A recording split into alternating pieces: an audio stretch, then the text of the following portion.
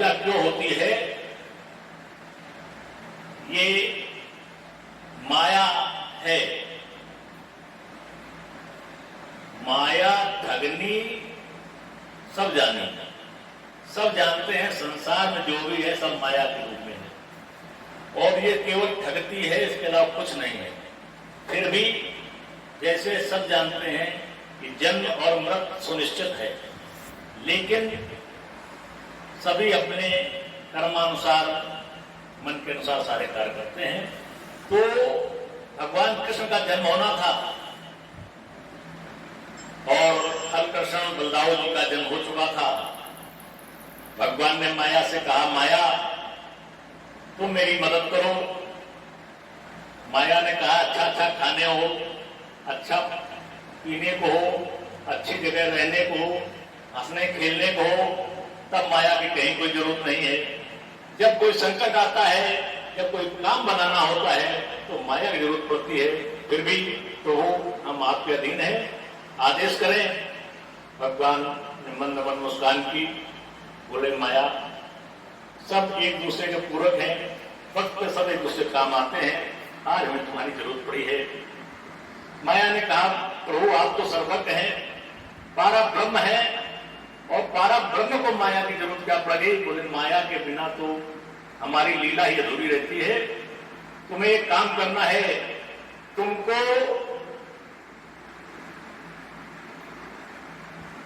हम वसुदेव के यहां जा रहे हैं और बस नंद बाबा के यहां यशोदा को लड़की का जन्म होगा। लड़की को वसुदेव जी ले आएंगे, मुझे यशोदा के पास लिटा देंगे।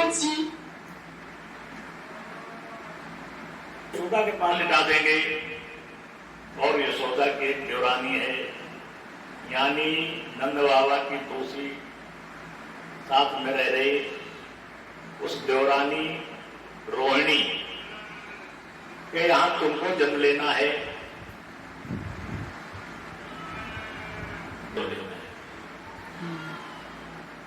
कहा रोहिणी के यहां तो बलदाऊ जन्म ले चुके, यशोदा के यहां तुमको जन्म लेना है लड़की के रूप में और वसुदेव जी हमको ले जाएंगे और तुमको वहां से ले आएंगे। माया ने कहा, प्रभु आप तो अपना काम बना लेंगे, मैं तो बराबर भटकती रहती हूं।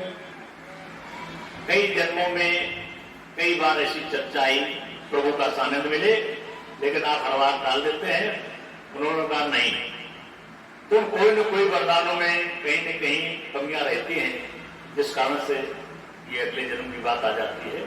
लेकिन मैं तुम्हें वरदान देता हूं कि तुम्हारे घर घर पूजा होगी और वर्ष में 2 बार नवरात्र का समय आएगा, नवरात्र नाम से जानी जाओगी। शुक्ल पक्ष अश्विन में और शुक्ल पक्ष चैत के मास में हमारी जो पूजा निरंतर जैसे होती वैसी होगी, आपकी विशेष रूप से पूजा होगी। माया को समझाया, माया ने ठीक वैसे किया।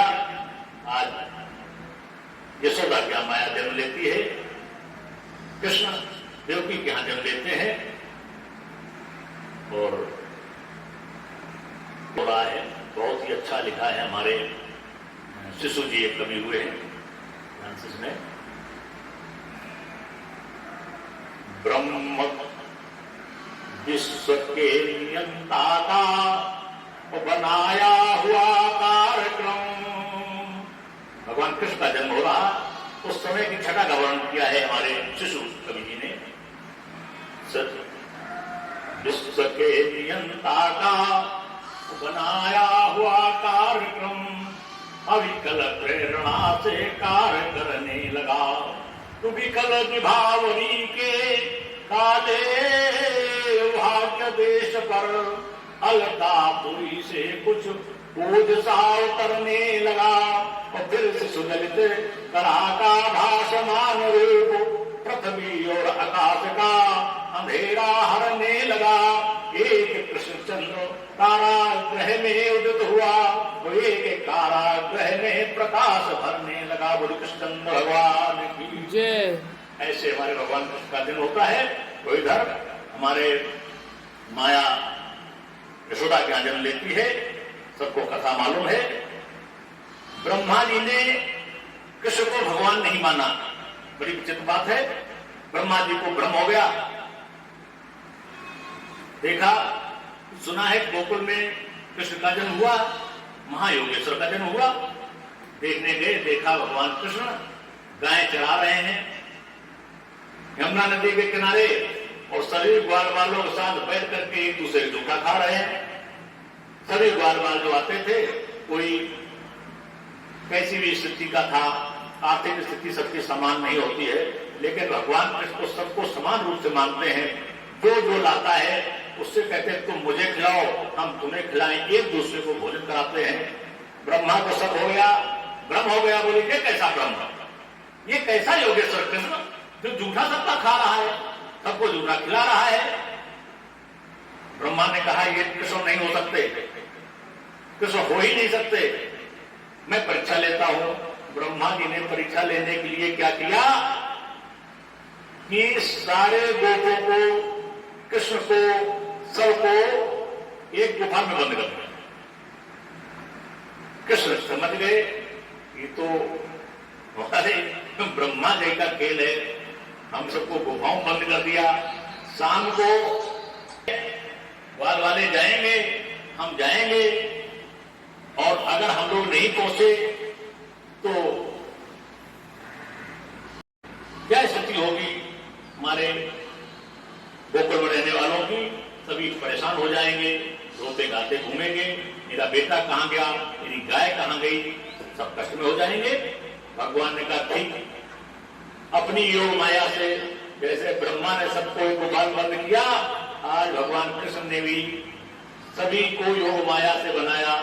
वैसे ही गायें, वैसे ही बछड़े, वैसे ही स्वयं, वैसे ही ग्वाल वाले, और सब जैसे नित्य गांव जाते थे, घर जाते थे गाय चरा के, वैसे ही पहुंचने लगे। काफी समय तक खेल चलता रहा। ब्रह्मा कहें गुफाओं में देखें तो वैसे ग्वाल वाले कृष्ण गायें बछड़े सब बन रहे हैं, और जब गोकुल जाए तो सब अपने अपने घरों में, कोई गाय दो रही है, कोई बछड़ा दूध पी रहा है, सब अपने नित्य क्रिया जैसे करते थे वैसे करते रहे। ब्रह्मा को काफी समय लग गया समझने में ये सब क्या है, ये भ्रम तो हो नहीं सकता, लगता कोई मायावी है, कोई नाटककार है, कोई चमत्कारी है। इसी में ब्रह्मा पड़े रहे।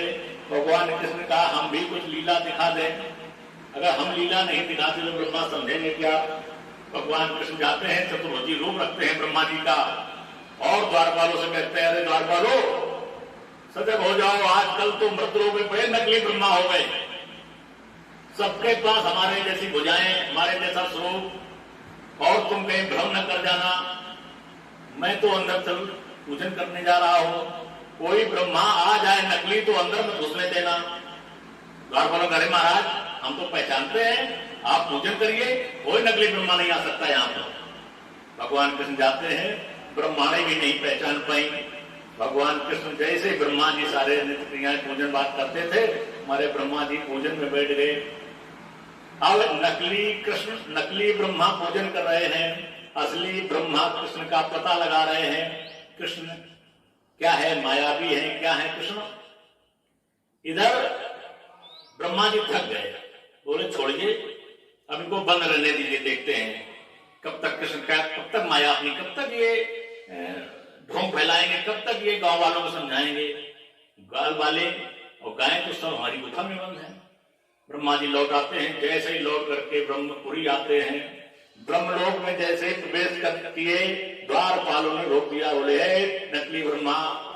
बोले मैं नकली ब्रह्मा, तो मेरे द्वारपाल हमको नकली ब्रह्मा कहते हो? बोले नहीं नकली ब्रह्मा, हमको पहले ही हमारे महाराज ने सब बता दिया कि आज कल मृत लोक में कौन क्या बन जाए कोई भरोसा नहीं, जाने कितने भगवान बने घूम रहे, जाने कितने क्या क्या बने घूम रहे, और ब्रह्मा भी बने घूम रहे। तो उन्होंने बताया था और वैसे ही हुआ, तुम चले आए। ब्रह्मा जी परेशान, उसने नहीं दिया, बोले ब्रह्माणी को बुलाइए, ब्रह्माणी हमें पहचान लेगी। ब्रह्मा जी ने कहा ब्रह्माणी हमको पहचान लेंगी। द्वार वालों ने कहा मैं किसी को नहीं बुलाता। फिर भी ब्रह्माणी ने आवाज सुन ली, ब्रह्माणी आई। ब्रह्माणी ने बहुत ललकारा ब्रह्मा जी को, ऐ दुष्ट मायावी ब्रह्मा नकली, भाग जा यहां से। मेरे ब्रह्मा, मेरे स्वामी तो पूजन पर बैठे, तू कहां से चला आया? ब्रह्मा जी ने समझ गए कि भगवान कृष्ण की माया है। मैं इनको साधारण ग्वाल बाल समझ रहा था, मैं इनको साधारण यदुवंशी समझ रहा था। झूठा खाने वाला ब्रह्मा नहीं हो सकता, ब्रह्म नहीं हो सकता, मैं ये समझ रहा था। मैं समझ गया। ब्रह्मा जी लौट आए। ब्रह्मा जी ने भगवान का चिंतन किया, स्तवन किया, प्रार्थना की, प्रभु आपकी माया को कोई नहीं समझ सकता, कोई भी नहीं समझ सकता, आपकी ऐसी माया है। आप मुझे क्षमा करें, मेरे अपराधों को क्षमा करें। मैं कभी भी अब भगवान पर शक नहीं करेंगे।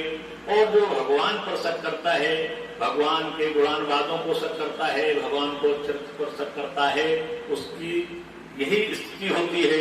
वो अपने जीवन में कभी स्थिर नहीं रह पाता, अपने जीवन में कभी सुकून से शुभ कर्म नहीं कर पाता, सत्य कर्म की ओर नहीं जा पाता। हर समय सत्कर्म से विरत रहता है और परम गति भी नहीं मिलती है, उसे नरक की गति मिलती है। 84 लाख योनियों में भ्रमण करता रहता है। तो हमारे अपराधों को क्षमा करें। भगवान कृष्ण ने सूर्य का दर्शन कराया। बोले ब्रह्मा जी, बहुत खेल खेलते, शंकर जी के साथ खेल खेलते, सबके साथ आप खेल खेला करते हैं, कम से कम किसी को तो छोड़ दिया करो। हमारे साथ भी आपने वही किया, ठीक कोई बात नहीं। आप अपनी माया को अपने में समेट लो, मैं अपनी माया को समेट लेता हूं। और इतना समझाया। इसके बाद ब्रह्मा जी, नकली ब्रह्मा कृष्ण जो ब्रह्म लोक में थे, निकले और चले गए। बाद में असली ब्रह्मा आ गए। इस तरीके से ब्रह्मा के भ्रम को हमारे भगवान कृष्ण ने छोड़ दिया। हमारे भगवान की बहुत ही अनंत लीलाएं, अनंत कथाएं हम लोग कुछ ना कुछ सत्संग के रूप में इसे ग्रहण करते हैं और ग्रहण करेंगे। समय